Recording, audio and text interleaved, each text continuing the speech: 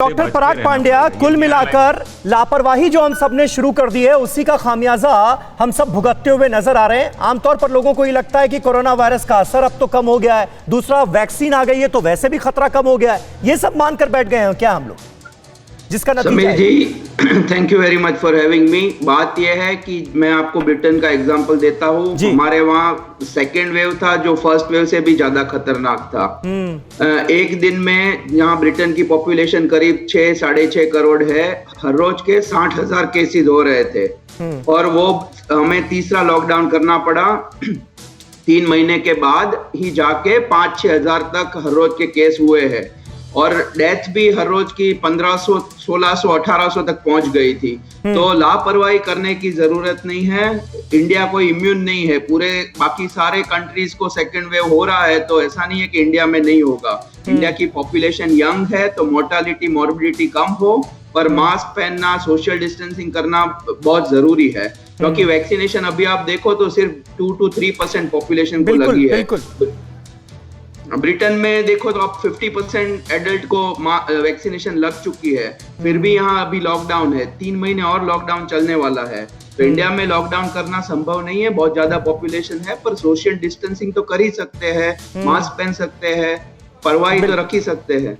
बिल्कुल सही बात है। लापरवाहियां जो है वो खत्म करनी होंगी, सावधानियों की जरूरत है। मानव यादव दिल्ली से हमारे साथ मौजूद हैं। मानव, एक्सपर्ट्स ये भी कह रहे हैं कि भाई वैक्सीनेशन जो प्रोसेस है इसमें और तेजी लाने की जरूरत है। दिल्ली में हमने देखा कि अब रात 9 बजे तक का वक्त जो है वो बढ़ा दिया गया है कि रात 9 बजे तक अलग अलग सेंटर्स में वैक्सीनेशन होगा। इसके अलावा और क्या तैयारियां होती हुई ग्राउंड पर नजर आ रही है मानव?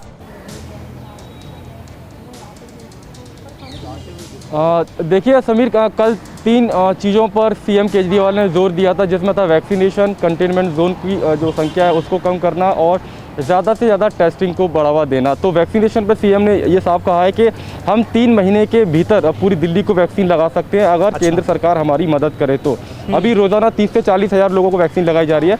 उन्होंने कहा है कि अभी सिर्फ 2 कैटेगरी के लोगों को वैक्सीन लग रही है, लेकिन अगर सरकार मदद करती है, केंद्र सरकार मदद करती है तो 18 साल से ऊपर के लोगों को अब वैक्सीन लगाई जानी चाहिए, जिससे कि ज़्यादा से ज़्यादा लोग वैक्सीन से का कवर ले सकें। इसके अलावा अगर केसेस की बात करें तो कल 600 केस आए हैं, जो अपने आप में बीते 2.5 महीने का जो रिकॉर्ड है वो बढ़ोतरी देखने को मिली है। तो चौंकाने वाले आंकड़े हैं। सरकार ने साफ ये कहा है कि जो भी ज़रूरी कदम हमको लगेंगे वो सख्त कदम हम उठाएंगे। लेकिन एक बात हम यहाँ पर खारिज करना चाहेंगे, एक अफवाह दिल्ली के कई इलाकों में ये फैल रही है कि दिल्ली में लॉकडाउन होने वाला है। तो ऐसी कोई खबर नहीं है। लॉकडाउन की सरकार ने हर तरह से अभी मनाही की है, कोई लॉकडाउन दिल्ली में नहीं लगने जा रहा है। तो तमाम एहतियात बरते जा रहे हैं। फिर से जो मास्क को लेकर चालान कट रहे थे उनकी संख्या फिर से बढ़ने लगी है। आज जो मास्क के चालान काटने वालों की जो सिविल डिफेंस की टीम थी वे अचानक से अब फिर से एक बार सड़कों पर दिखने लगे हैं। बीच में ये देखने को मिला था कि जब दिल्ली में 125 के आसपास, 150 के आसपास केस आ रहे थे तो उनके मास्क के चालान भी कम कट रहे थे। तो अब सरकार भी सख्त हो रही है। लोग थोड़ी सी लापरवाही ये कर रहे हैं कि बसों के भीतर भी हम देख रहे हैं कि जो कंडक्टर हैं, बस ड्राइवर हैं, वे लोग भी मास्क नहीं लगा रहे हैं। तो कहीं ना कहीं जैसा कि डॉक्टर्स बता रहे हैं, एक्सपर्ट्स बता रहे हैं कि मास्क को लेकर लोगों को और थोड़ा सा चिंतित होने की जरूरत है। ठीक है मानव बने रहे आप हमारे साथ। शिवांगी ठाकुर का हम रुख करेंगे, मुंबई से हमारे साथ मौजूद हैं। और शिवांगी, महाराष्ट्र के जो कोरोना वायरस के संक्रमण के आंकड़े हैं वो सबसे ज्यादा चिंताजनक हैं। वहां पर क्या कवायद इस वक्त आपको ग्राउंड पर नजर आ रही है? सरकार कितनी सतर्क नजर आ रही है? होता क्या नजर आ रहा है? समीर, देखिए पिछले कई दिनों से चेतावनी दी जा रही है सरकार की ओर से और अब लगता है जब लोग नहीं मानने लगे हैं तो सरकार सख्त होती नजर आ रही है। आपको बता दें, बीएमसी ने अभी 3 बड़े फैसले लिए हैं।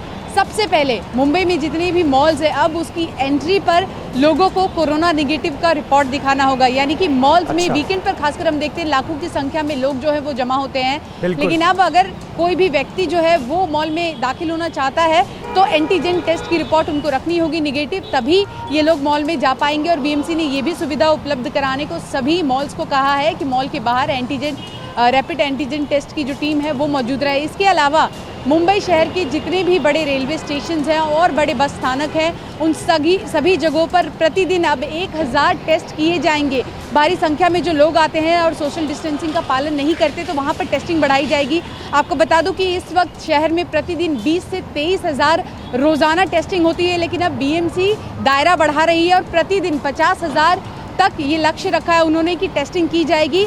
तो अब मुंबईकरों को सतर्क रहने की ज़रूरत है। इसके अलावा उन्होंने खाओ गली जो कि काफ़ी फेमस है यहाँ पर, और हम कह सकते हैं फूड जॉइंट से जितने भी जहाँ बहुत भीड़ होती है, हाँ। वहाँ पर भी जो कर्मचारी हैं जो खाना बनाते हैं उनके भी टेस्ट कराने अब अनिवार्य कर दिए गए हैं। यानी कि कुल मिलाकर बीएमसी अब एक्शन मोड में आ गई है, और जो लोग भी बात नहीं मानेंगे उनके लिए कहीं ना कहीं मुश्किलें बढ़ रही है, क्योंकि 2800 से ज़्यादा पिछले 24 घंटे में यहाँ पर केसेस आए हैं, और अगर अभी भी मुंबई को नहीं संभाला जाता तो फिर से इतिहास दोहराया जाएगा पिछले साल।